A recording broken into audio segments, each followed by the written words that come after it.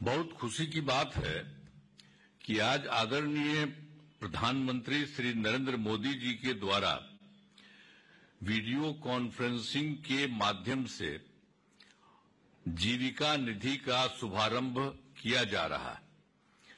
इस अवसर पर आदरणीय प्रधानमंत्री जी का स्वागत एवं अभिनंदन करता हूं। इस काम से स्वयं सहायता समूह की जीविका दीदियों को लोन की राशि मिलने से सुविधा होगी। राज्य सरकार ने इस काम के लिए 1000 करोड़ रुपए की स्वीकृति दी है, जिसमें से 105,000 रुपए की राशि जीविका निधि के बैंक खाते में आज भेजी जा रही है। और खुशी की बात है कि इसके लिए आगे केंद्र सरकार भी 110 करोड़ रुपए की सहायता देगी। इससे स्वयं सहायता समूह की जीविका दीदियों को काफी फायदा होगा। अब कुछ और बात हम करना चाहते हैं कि भाई हम लोगों की तो सरकार बनी थी 24 नवंबर 2005 को, और उसके पहले वाला तो कोई काम कुछ नहीं किया था, लेकिन उसी में हम लोगों ने मिलकर के एक साथ सब काम किया। अब महिला सशक्तिकरण पर जोर दिया गया है।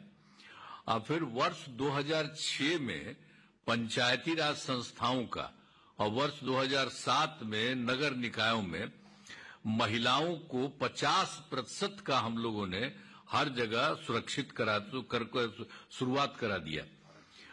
और फिर वर्ष 2013 से महिलाओं को, पुलिस में महिलाओं को 35% आरक्षण किया गया। और फिर 2016 में महिलाओं को सरकारी नौकरियों में 35% आरक्षण दिया गया। अब पहले बिहार में स्वयं सहायता समूह की संख्या बहुत कम थी। ये तो देश भर का चीज एक ही साथ था, स्वयं सहायता समूह।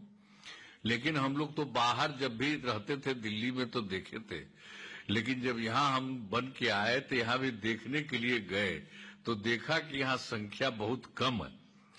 तो उसी स्थिति में हम लोगों ने उसको देखते हुए स्वयं सहायता समूह की संख्या जो कम थी, तो 2006 में ही विश्व बैंक से कर्ज लेकर राज्य में स्वयं सहायता समूह का गठन किया गया, आज जिसे हम लोगों ने नाम भी दिया जीविका। अब स्वयं सहायता समूह की संख्या लगभग 11 लाख हो गई है स्वयं सहायता समूह में, और जो हम लोग जीविका नाम दिया जीविका दीदियों का, तो उनकी संख्या हो गई है 1,40,00,000।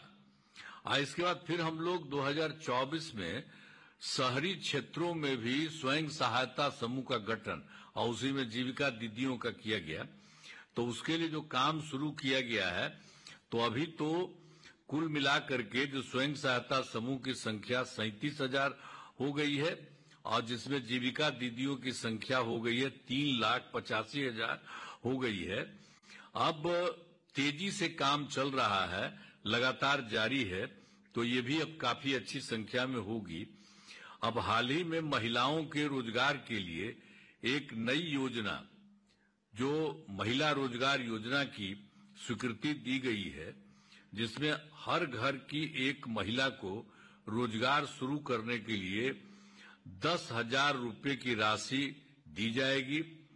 जिनका रोजगार आज चलेगा उन्हें 2 लाख रुपए तक की अतिरिक्त सहायता भी दी जाएगी।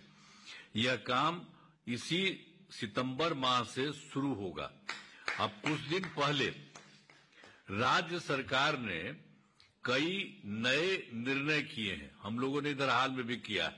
तो इसमें जो है सभी वृद्ध जनों, दिव्यांग जनों और विधवा महिलाओं को मिलने वाली पेंशन की राशि को 400 रुपए की जगह उसको बढ़ा करके हम लोगों ने 1100 रुपए कर दिया गया। और फिर एक बात और था जो पहले ही हम लोगों ने तय किया 2018 में, हर घर बिजली पहुंचा दिए। अब पहले तो हम लोगों की सरकार आई थी, वहां पर इतना कम था कि यहाँ पटना तक में भी कुछ नहीं था, 8,000 कुछ थोड़ा बहुत था। तो उसके बाद हम लोगों ने पूरे तौर पर काम किया और 2018 में हर घर बिजली पहुंचा दिया गया और सरकार द्वारा शुरू से ही बहुत सस्ती दर पर बिजली दी जा रही थी।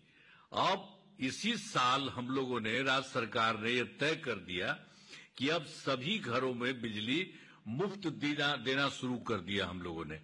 अब मुफ्त ही दिया जा रहा है सब लोगों को, ये भी किया जा रहा है, तो इसे लागू भी कर दिया गया है। और फिर दूसरी बात है कि 2020 में तो हम लोगों ने तय किया था युवाओं को 10 लाख सरकारी नौकरी और 10 लाख रोजगार।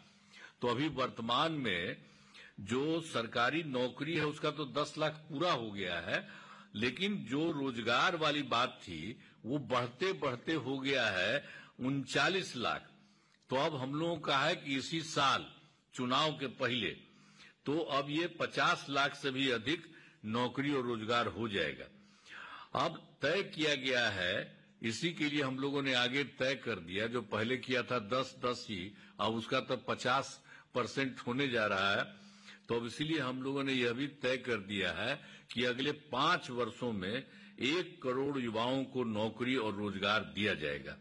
तो अब बिहार में नए उद्योग लगाने के लिए भी विशेष सहायता दी जाएगी। अब बिहार के विकास में केंद्र सरकार का पूरा सहयोग मिल रहा है। जुलाई 2024 के बजट में बिहार को विशेष आर्थिक सहायता के रूप में सड़क, उद्योग, स्वास्थ्य, पर्यटन, बाढ़ नियंत्रण के लिए भी बड़ी राशि देने की घोषणा की गई। और उसके बाद फरवरी 2025 के बजट में बिहार में मखाना बोर्ड, एयरपोर्ट की स्थापना, पश्चिमी कोसी नहर के लिए वित्तीय सहायता आदि की घोषणा की गई है। और इस वर्ष खेलो इंडिया यूथ गेम्स के आयोजन का, वो अलग कुछ राज्यों में था, अब बिहार के लिए भी कर दिया गया। केंद्र सरकार ने आयोजन का जिम्मा अब बिहार को मिला, जो गौरव की बात है। तो आदरणीय प्रधानमंत्री जी इन दिनों कई बार बिहार आए और विकास के कई कार्यों का उद्घाटन किया और शिलान्यास किया है। तो हम सब कामों के लिए आदरणीय प्रधानमंत्री श्री नरेंद्र मोदी जी का नमन करते हैं और इस कार्यक्रम के लिए आदरणीय प्रधानमंत्री श्री नरेंद्र मोदी जी का पुनः अभिनंदन करते हैं। और आपने इसके बारे में जो आज सोच लिया है जीविका दीदियों को मदद करने के लिए, ये बहुत बड़ी बात है। अब इसके बाद आप कीजिएगा तो और खुशी की बात है। और हम लोग तो पहले से कर ही रहे थे, और जब आप कर दीजिएगा तो समझ लीजिए यहाँ की आप सभी महिलाएं हैं, तो इसको इतना फायदा होगा। इसके लिए हम आपका नमन करते हैं। बहुत बड़ी बात आपने किया। बहुत बहुत धन्यवाद आपको।